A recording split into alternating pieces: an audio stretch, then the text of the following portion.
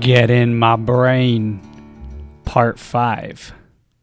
So I'm a big believer in making things easier. And I also, as telling Miguel, I'm self-proclaimed like bad at math or not really that good at math. I took very basic math classes for my college degree on purpose. and yeah, I just don't feel the need. I mean, if we have calculators, why not take advantage of them? So that's literally what I do.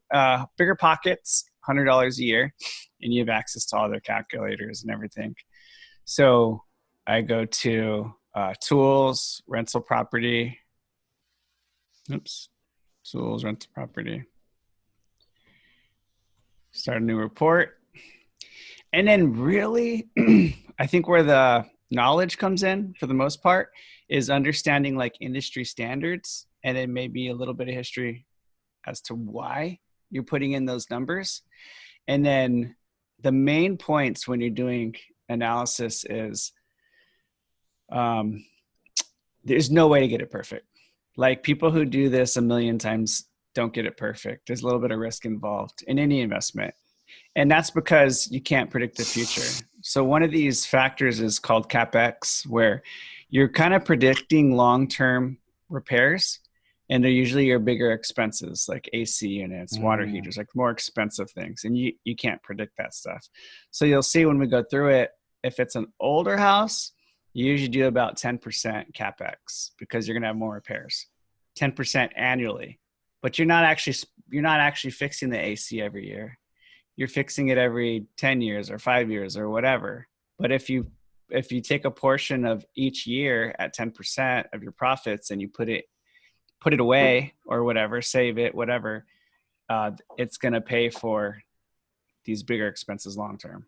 That's kind of the theory behind it. If it's a newer house, depending on how new, it could be as low as 5% or even lower if it's a brand new. Some people buy brand new houses to rent out just because they know there will be like little repairs. So everybody has their own strategy. So if we go through this, I like to skip a lot of this stuff, but there's some mandatory stuff. So, and they just reformatted this calculator too. So let's say I like to keep my rental properties in under the median price. So if the median price of the neighborhood of the area is 250, I like to keep mine under 250. So that basically means that the majority of the people who live in that area can afford the property. Just to keep my pool of renters and buyers when I sell it as big as possible. And also when there's a recession and the luxury market takes a hit, hopefully that protects you a little bit too. It's a little bit of a buffer. So let's say I'm going to go 200. So purchase closing cost. When you're buying a rental property, you're going to have to put 20% down, but you're going to also, depending on the program you use for the loan, it's going to change your closing cost. Putting 20% down or paying your own down payment, it's going to be about $5,000-$6,000 for closing costs typically. If you're doing a down payment program, which means you're going to live in it first, it's usually higher. It can be between $6,000 and $8,000. There's usually a fee attached to those down payment programs. So I'm going to put 6,000. And then this here will actually break down what a lot of those fees are. Inspection costs, title and escrow. A lot of times they take what's called your escrow or your impounds, where you're paying up front, like you're paying a few months or up to a year of insurance cost ahead of time. All that stuff's kind of built into your closing costs. Then if you're rehabbing the property, you can go into that. So what's an animal assessment?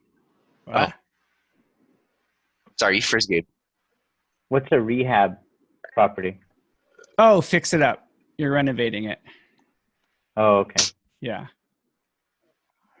And usually pretty significant though.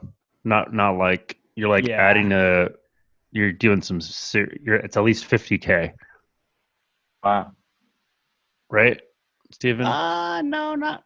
I mean, I mean, almost everything you put a few $1,000s in before you put it on the market to rent. But I would, if I was putting 10K into a property, I would consider that a rehab. Really? That's interesting. That's Yeah. where the threshold is. No, I don't think there is a threshold. I think it's like, how do you run your numbers? That's really what it boils down to. Like, everyone runs their numbers differently. So that's the What one does thing. it say on the rehab versus turnkey? Because obviously turnkey makes just like Maybe let's see what they send say. the cleaning people in. Oh, it's like a video. Yeah. Okay. Never mind. I think what you're saying is opinion, Miguel. Like, what's a rehab to you? You know what I mean? Yeah. Maybe 50. So what is it? Does it give you more options when you click that? Yeah.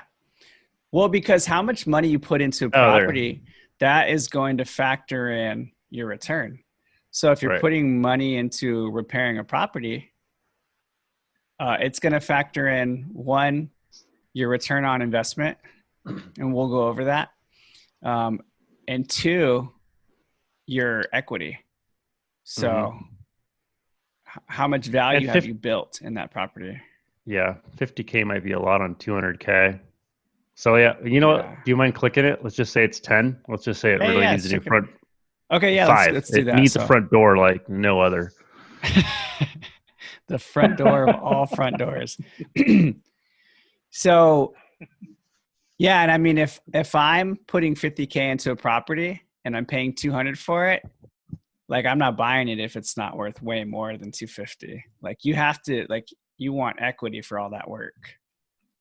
So, I would want it to be at least worth 300.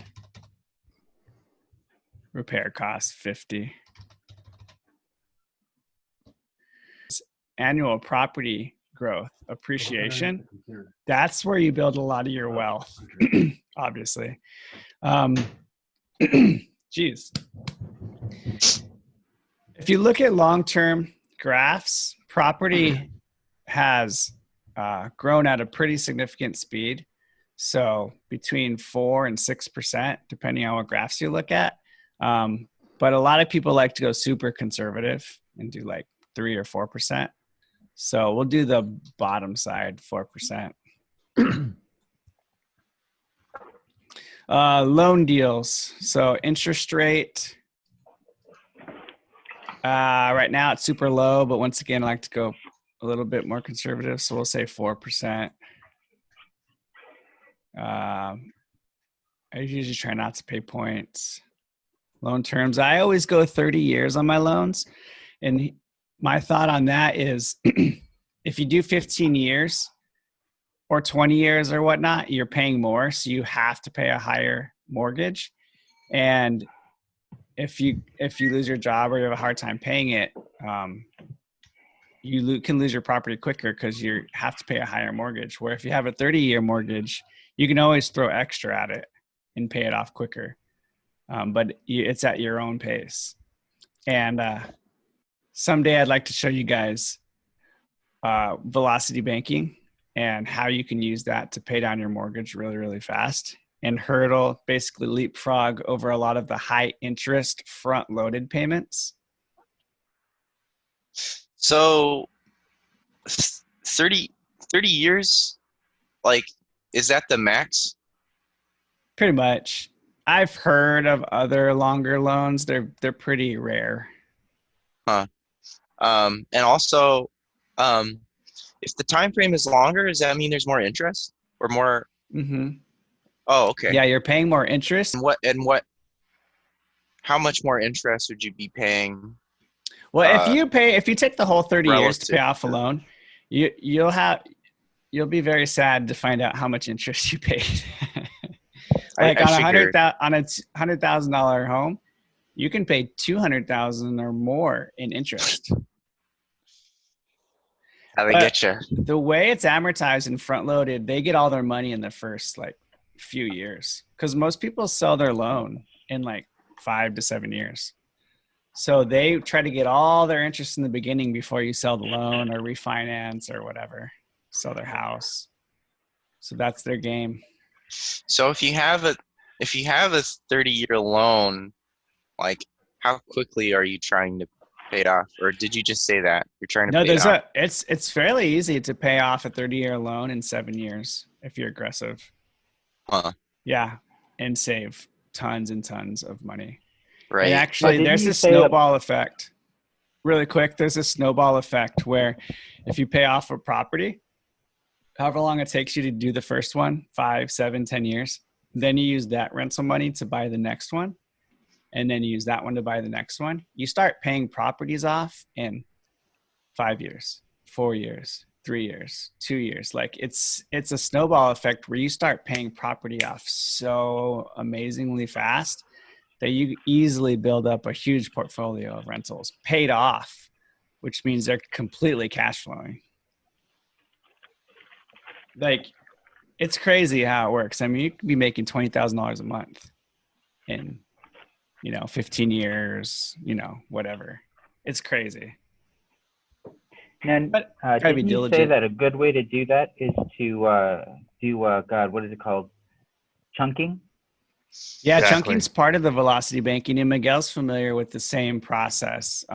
So next thing that I go to is any mortgage calculator.